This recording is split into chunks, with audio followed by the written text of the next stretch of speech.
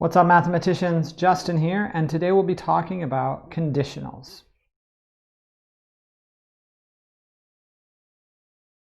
Okay, so first, let's talk about what a conditional is.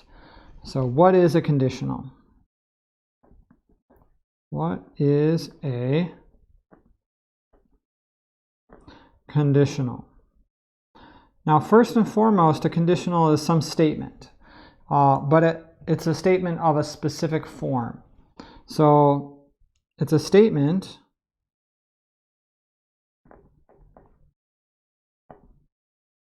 with the following form. If something, then something. So it has sort of two parts here. We have the if part and the then part. Okay, so let's look at an example of a conditional. A simple example is as follows. Okay, example conditional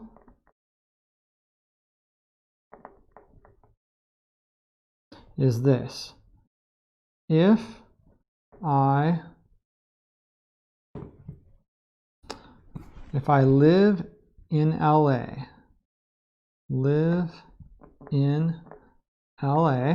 Los Angeles, then I live in California. So you can see it follows that format. We have the if part here. I live in LA is what comes after the if, and the then part, I live in California. So this statement is true as long as you understand this to be Los Angeles, California, and not some other Los Angeles. There do exist other Los Angeleses out there. So, but we're talking about the most famous Los Angeles, where you have Hollywood and all those things. So now we want to look at some other forms of this conditional. So in addition to the original conditional, we can write this in a few other different ways. One way to write it, and actually before that, let's use variables to assign to the different parts. So we'll use P to represent this first part, I live in LA, and Q to represent the second part, I live in California. So now I'm going to consider what happens if I swap the order of these two. So swapping the if part and the then part results in what's called the converse. So we have our conditional, and then we have the converse to the conditional, which is if I live in California, then I live in LA. Okay, so now we can see that we have the Q part first and the P part second. So, whoops, sorry about that.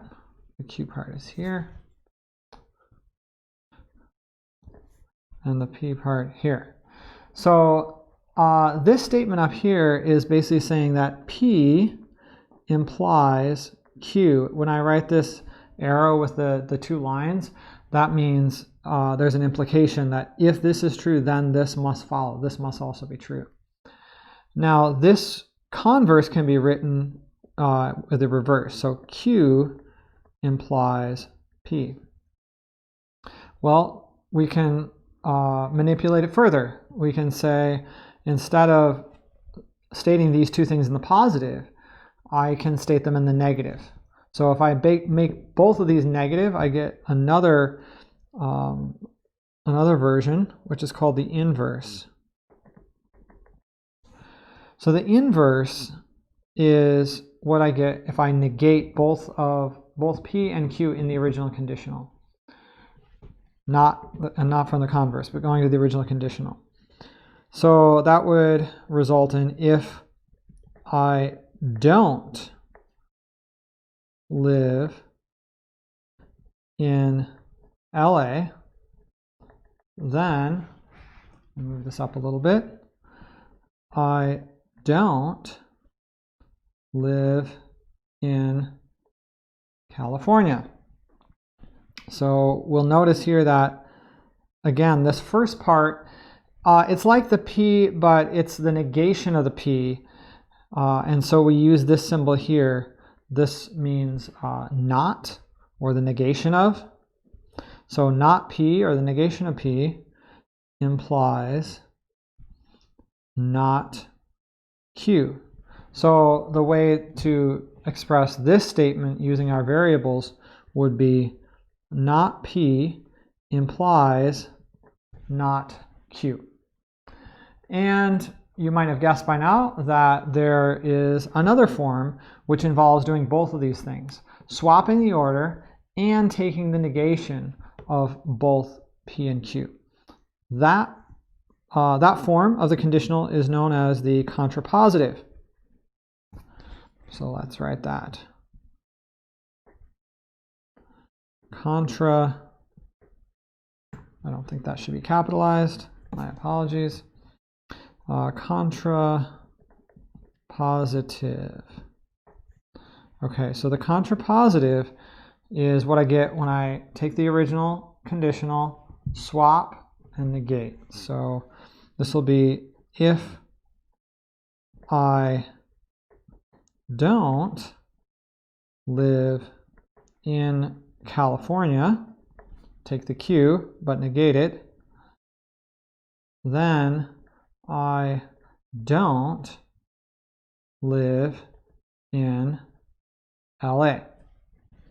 So we have the not Q as the first part and the not P as the second part. And this can be written, maybe I should sort of box these to set them apart. And then this one here. And then let's write this as using the variables. So this is not Q imply, oops, this is not supposed to be an equal sign. That is an arrow implication. Implies not P.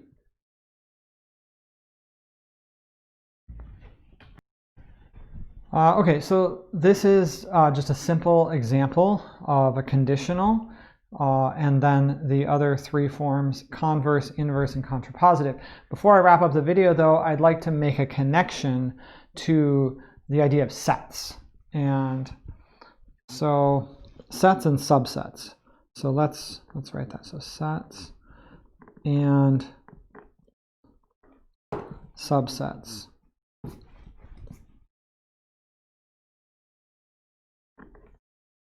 By the way, I hope you're taking notes along with me. In fact, I would encourage you to come up with your own conditional instead of copying mine. Maybe you've already copied mine, but I encourage you to come up with your own and go through this process with your own conditional as well. So sets and subsets. And so in this situation, let's just kind of draw this circle, this oval shape here. This will be our larger set. So if we think about these two scenarios, living in Los Angeles, living in California, the larger set is living in California, right? So we'll write that as the outer one. So live in California. And then within the bigger set of all the people living in California, we have the subset, the smaller set of people that live in LA.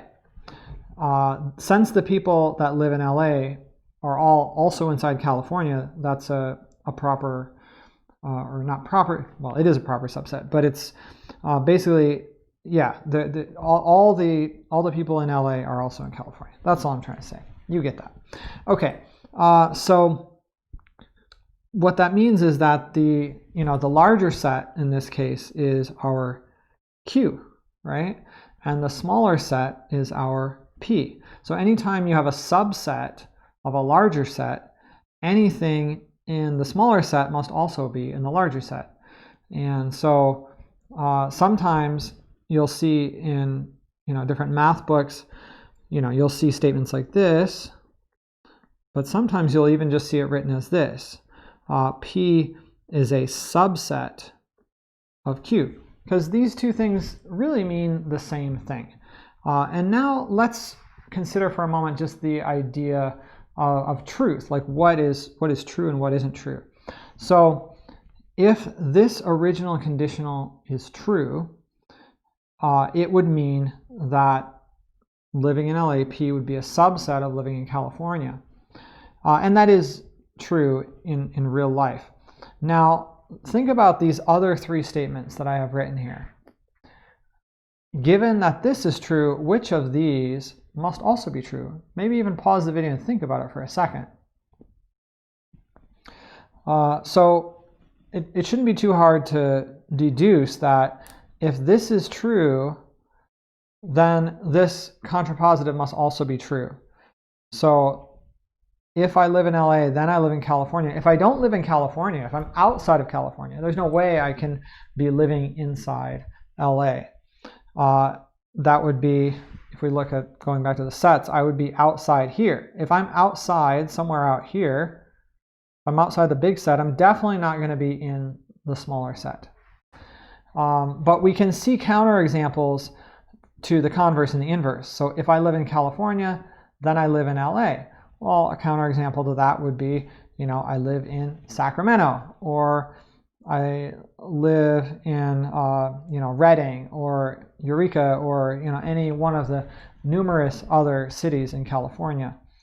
And similarly,